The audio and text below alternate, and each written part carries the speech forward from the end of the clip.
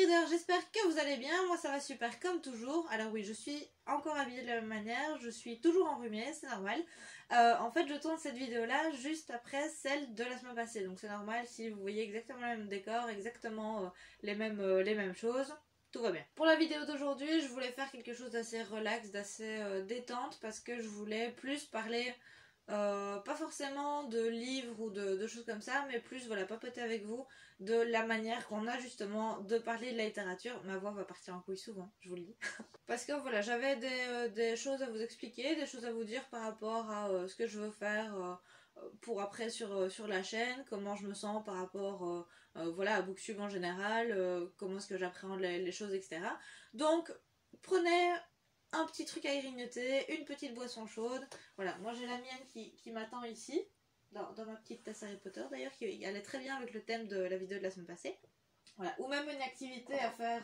Oh, pourquoi tu tombes? Je disais donc une activité à faire sur le côté pour écouter cette vidéo là en mode podcast. Faites comme vous voulez, mais préparez-vous parce qu'aujourd'hui ça va papoter mais sévère.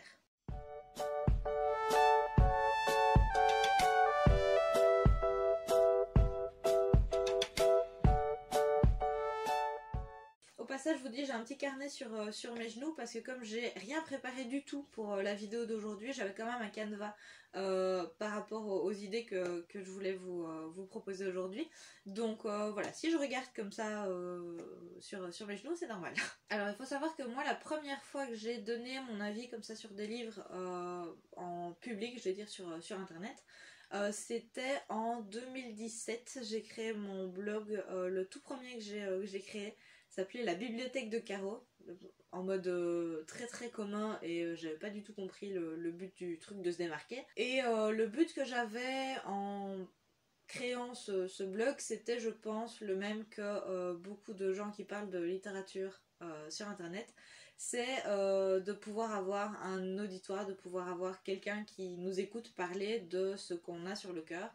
Parce que clairement dans mon entourage il n'y avait pas énormément de gens qui lisaient autant que moi. Alors je lisais pas des milliers et des cents non plus, il y a eu toute une période où je lisais que des trucs scolaires parce que j'arrivais pas à suivre ou sinon mes lectures plaisir, mais j'avais quand même cette envie de partager ma passion et voilà, d'avoir des retours et de pouvoir échanger et de pouvoir découvrir des autres trucs aussi. Et puis de fil en aiguille, je me suis créé une identité, j'ai renommé un petit peu le bazar, je l'ai appelé Erin et ses lectures. Donc au départ j'avais un blog à moi toute seule et en fait ça fait pas tellement longtemps que j'ai le cercle des libraires disparus avec d'ailleurs mes 4 formidables collègues et amis.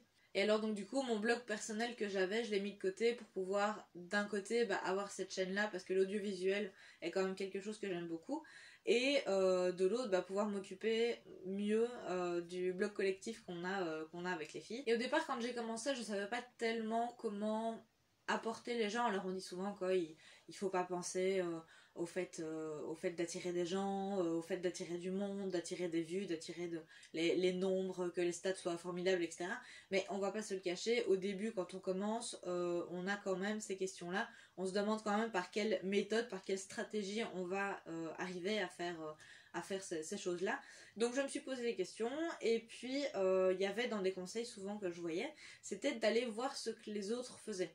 Alors c'est très bien parce que du coup on apprend à connaître des personnes formidables. C'est justement à ce moment là qu'on arrive à parler de choses et d'autres avec des personnes, qu'on lie des amitiés mais magnifiques.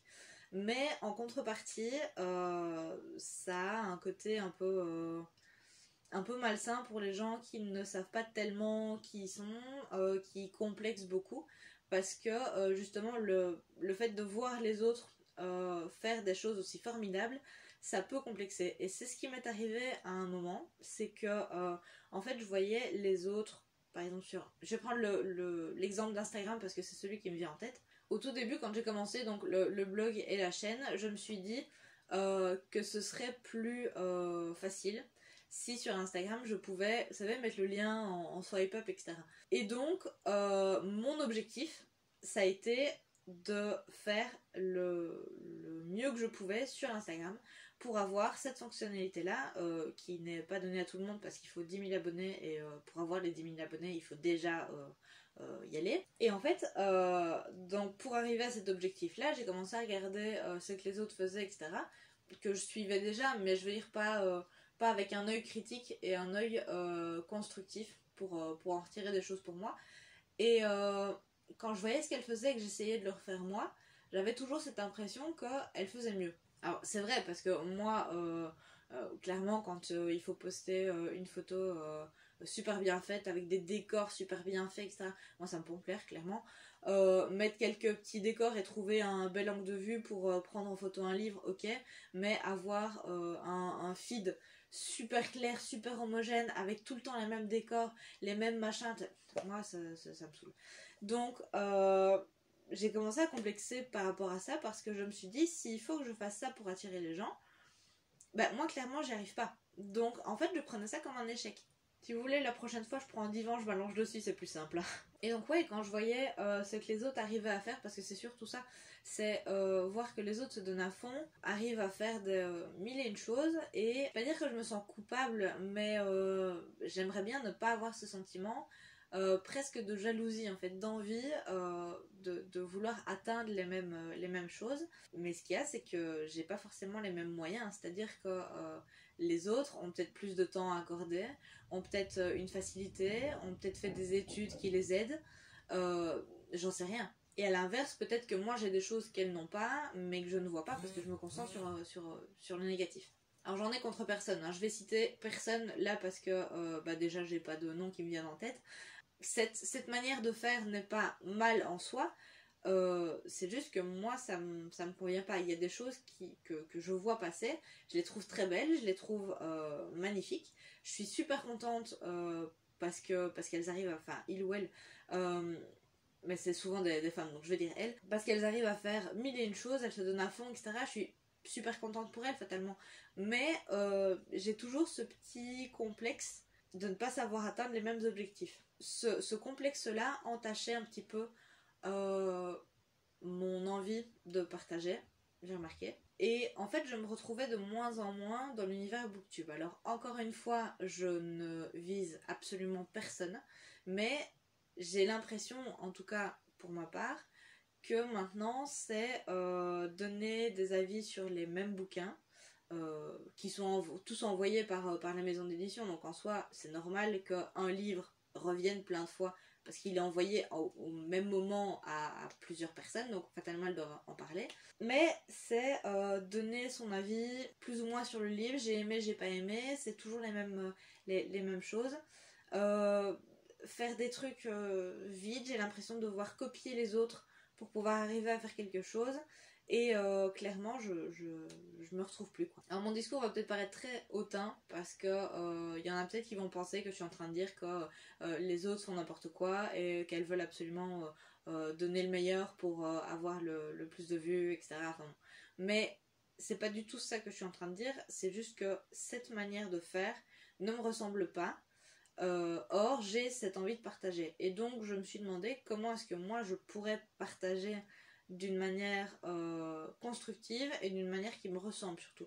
Parce que c'est ça le truc que je n'avais pas en tête, c'est que je partais du principe que pour atteindre un objectif, il fallait absolument faire comme ce que je voyais. Or, pas forcément, je peux aussi me démarquer, je peux aussi faire ce que moi j'aime, mettre en place les idées que moi j'ai, même si ça ne ressemble pas à ce que je vois. C'est juste que ça viendra du cœur, ça viendra de ce que moi j'ai fait. Et ça me ressemblera et je serai fière du résultat. Mon cahier tombe. Et en fait j'ai eu cette réflexion quand je travaillais sur la vidéo d'avec Félix Radu que j'ai fait il y a 2 semaines maintenant quand vous verrez la vidéo. En fait déjà à la base c'est quelqu'un que je trouvais fort inspirant, qui avait des façons de penser qui étaient très belles, qui voyait le monde avec beaucoup d'émerveillement, mais tout en sachant qu'il y avait des choses qui étaient pas bien, qui étaient tristes, qui avaient du malheur, mais il arrivait à avoir cette fantaisie, cette poésie pour le beau et mettre en avant ce qu'il y avait de magnifique dans le monde. Donc déjà rien que là, je trouvais son idée fort chouette. Et puis quand on a parlé justement pour l'interview et qu'il a amené cette façon de penser sur la littérature, il y a plein de choses dans l'interview qu'il a dit qui ont vraiment résonné dans ma façon de penser. Je me suis vraiment dit, c'est possible. C'est possible de faire quelque chose qui ne ressemble pas aux autres, et c'est possible de faire quelque chose qui te parle à toi. Et en fait, je me suis rendu compte que la manière qu'il avait de voir la littérature, pas forcément par rapport à ses références ou quoi, parce que ça, on n'a clairement pas les mêmes, et c'est normal, quoi. J'ai pas le même parcours que lui non plus, et chacun, de toute façon, a ses références, mais l'œil qu'il avait sur la littérature m'a énormément parlé. C'est une manière de vouloir parler de littérature, et de vouloir faire découvrir la littérature, mais avec un but derrière. Et j'avais toujours ce souci-là, je pense que c'est ça aussi qui me freinait, c'est que donner mon avis pour donner mon avis sur un livre qu'on voit partout, pour moi c'est inutile. Parce que mon avis a peut-être déjà été dit, ou si, bah voilà, si c'est un bon livre, s'il y a plusieurs personnages, si l'histoire elle parle de tel ou tel thème, bah oui, fatalement ça aura déjà été dit dans les autres vidéos. Donc ma vidéo, mon avis n'aura aucun sens et ne servira pas à grand chose parce qu'il existe déjà fatalement dans le nombre incalculable d'avis qui ont déjà été faits. Et en fait, quand on a parlé de tout ça avec lui, quand on a parlé du fait de vouloir dépoussiérer la littérature, de vouloir la rendre plus accessible, etc., limite, j'ai trouvé un but que je n'avais pas encore et sur lequel je n'arrivais pas à mettre des mots parce que c'est un rôle assez noble et je me suis dit c'est ça que je veux faire, c'est ça que je veux essayer de mettre en place. Alors je dis pas que je lirai plus des trucs cucu juste pour me divertir, je dis pas que je ferai plus des challenges où je me fends la poire avec ma soeur et ma meilleure amie comme j'ai déjà fait, mais il y a toute une série de vidéos que j'ai envie de faire plus souvent. J'ai notamment quelques petits trucs que je suis en train de préparer avec un ami, donc il y a plein de trucs qui se mettent en place. Et puis voilà, c'est un petit peu ça que je voulais vous expliquer aujourd'hui. Donc premièrement, faire ce que vous aimez, ne jamais vous comparer parce que ça sert à rien. Félix il m'a dit quelque chose qui a vraiment résonné il y a 2 semaines. Si tu te compares tout le temps à Alfred de Musset, Shakespeare ou Mozart, tu fais plus rien de ta vie, donc arrête de te comparer. Et c'est exactement ça. Faites ce que vous voulez, faites ce que vous aimez. Il y aura toujours meilleur que vous, il y aura toujours pire que vous. Faites ce qui résonne en vous. C'est pas grave, les autres c'est qu'un détail. Faites ce que vous aimez vous, premièrement. Et puis moi je vais l'appliquer en faisant ce que j'ai envie de faire, donc des choses sur des courants littéraires, ce qu'ils ont apporté, l'importance de la littérature, vous expliquer aussi des choses que moi je ne sais pas encore, parce que vraiment partager de l'information et des connaissances, c'est ce qui me parle tout simplement. Et puis ouais, si vous avez des choses que vous voulez voir, n'hésitez pas en commentaire. Si vous avez aimé un petit peu le débat, un petit pouce en l'air. Si vous voulez voir ce que je vous tease un petit peu aujourd'hui, un petit abonnement ça fait toujours plaisir. Et puis moi je vous retrouve la semaine prochaine pour d'autres petits sujets, d'autres petits débats. Et puis je vous souhaite de magnifiques lectures et je vous fais plein de gros bisous.